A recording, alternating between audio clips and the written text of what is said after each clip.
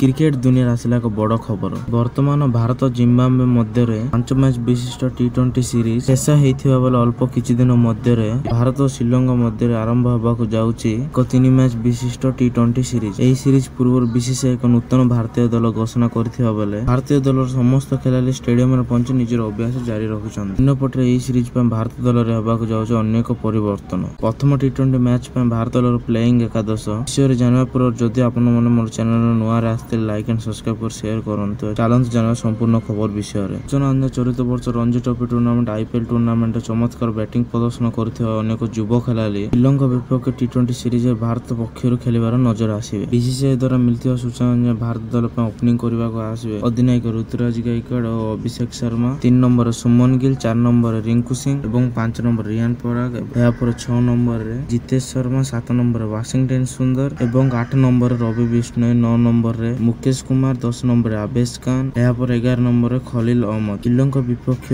भारतीय प्लेइंग एकादश।